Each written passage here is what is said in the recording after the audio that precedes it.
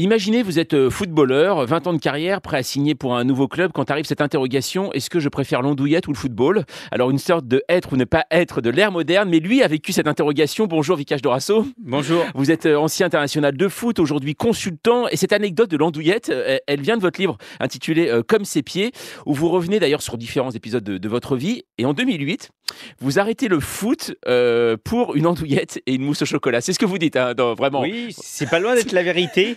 J'ai un peu romancé la fin de l'histoire, mais vraiment, au moment de signer à Grenoble, voilà, j'étais en fin de carrière, je m'étais blessé, j'avais été viré du PSG. Je tentais une dernière fois de redevenir un joueur de football professionnel. Et moi, je voulais manger une andouillette, il voulait manger Saumon brocoli, c'est ça. saumon brocoli. Voilà, être sportif, c'est faire des sacrifices, c'est avoir une bonne hygiène de vie, c'est bien dormir, bien manger, se reposer, se soigner, avoir tout autour de soi pour pouvoir bien se préparer, être le plus fort, le meilleur, être prêt à répondre aussi à la pression populaire, médiatique, être prêt à être un sportif de haut niveau. Juste une petite parenthèse, mais cette histoire de diététique, est-ce que vous pensez que finalement, il y a aussi beaucoup de sportifs qui disent à un moment, j'en ai marre, tout simplement, vraiment de vivre comme ça, de manger que du saumon brocoli, de faire toujours Il y en a attention. surtout avant d'arriver, dans leur formation, qui arrêtent. C'est-à-dire, moi, pour devenir footballeur, il a fallu que je fasse des choix. La veille des matchs, il y avait des soirées, je sortais pas. Oui, mes copains, ils étaient à l'école. Je sais pas, j'avais un pote un jour, il n'était pas venu à l'entraînement, il était parti à la manif étudiante. Et nous, on s'entraînait, quoi. Voilà, je ne pouvais pas faire ce genre de choses. C'est dès 15 ans, dès 12, 13 ans, j'ai eu mal au pubis, j'ai beaucoup de douleurs. Beaucoup de blessures, il fallait revenir. Mes copains, ils revenaient pas. Ils disaient, moi, j'arrête. L'entraîneur qui te met sur le banc de touche ou qui te fait pas jouer.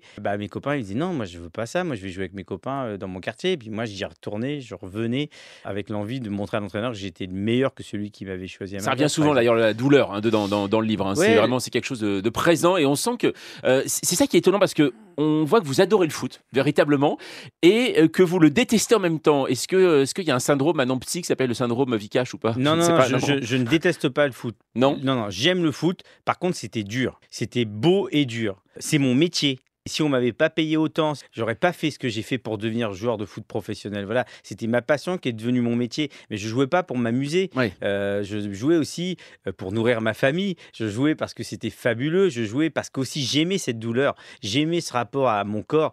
Je suis même allé voir le médecin un jour pour lui dire, docteur, j'ai mal nulle part, je m'inquiète, quoi. C'était tellement un repère pour moi, un rapport très très important pour tous les autres. Hein. Mon histoire, c'est un peu l'histoire de beaucoup d'entre nous. Ça se ressemble beaucoup. Et puis c'était incroyable, quoi. Moi, je viens de Cocrioville, un petit quartier des hauteurs du Havre, et j'ai fini en finale de Coupe du Monde. C'est juste c'est impensable. C'est incroyable. Alors, dans votre livre, il y a une phrase étonnante, je vous cite. J'étais aussi un spécialiste de la simulation, pas forcément pour tricher, mais parce que j'anticipais le tacle, la faute. Bon, si on peut récupérer un penalty derrière, c'est mieux quand même, non? Ouais, Non, mais là, vous dites, c'est-à-dire que vous justifiez finalement la simulation. Non, le foot, c'est un sport de balle et de ballon qui se joue avec les pieds, ce qui est unique au monde. Je veux dire, il n'y a pas d'autre sport qui se joue qu'avec les pieds. Le ballon, il appartient à personne. Quand Lionel Messi, il a le ballon dans les pieds, il a beau être le meilleur joueur du monde, j'ai le droit de lui piquer la balle. Quand Michael Jordan, il a la balle à la main, on peut pas lui prendre, on n'a pas le droit. Ça lui appartient. Le ballon, il est proche du cerveau. Nous, il est loin du cerveau, il est au sol, il faut le maîtriser, le contrôler. Évidemment, je peux perdre le contrôle du ballon, je vais essayer d'obtenir une faute, je vais essayer de parfois simuler, parfois anticiper pour éviter une blessure. Parfois, c'est de la triche, parfois, ça l'est pas. Mais honnêtement, on n'est pas des vicieux, on n'est pas des méchants, on n'est pas dangereux, on est des gens gentils plutôt.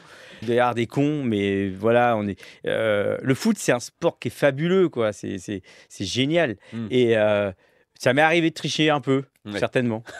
La mise à jour de Vikash Dorasso, c'est à suivre toute la journée sur France Info.